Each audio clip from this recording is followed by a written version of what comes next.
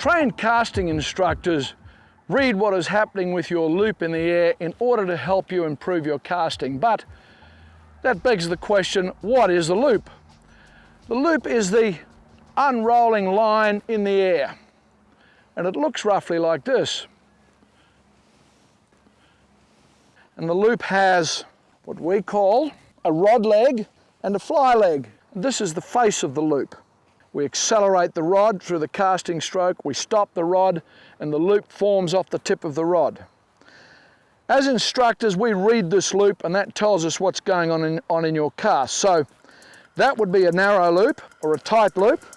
We might call this a medium loop, and this could be a wide open loop. We might want to use these various loops in different circumstances.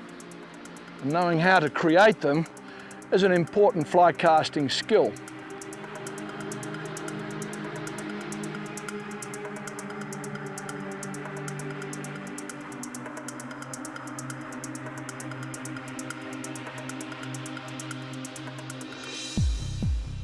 There's one other kind of loop, a tailing loop.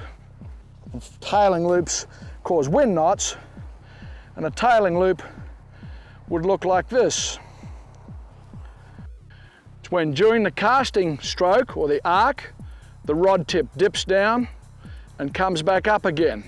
So we have an imaginary straight line path, and if this is the straight line path of the tip of the rod, when I move it through the casting arc, it goes down and then comes back up again.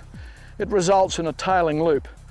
So what we see in the loop, in particular in the fly leg, has been created during the casting stroke from here to here. So a wide open loop means that the tip of the rod has moved in a domed path. A medium-sized loop means that we've probably straightened up the straight line path here, but we've opened up the loop at the end with the casting arc at the end. We've dropped the rod tip below the straight line path in order to create a medium-sized loop. A very tight loop, for example, we've moved the rod tip along this straight line and we might have stopped very close to the straight line path. So the closer to this straight line path I stop the rod, the smaller the loop. If I stop just below it, I throw a tight loop. If I stop the rod tip down here, I throw a much wider loop.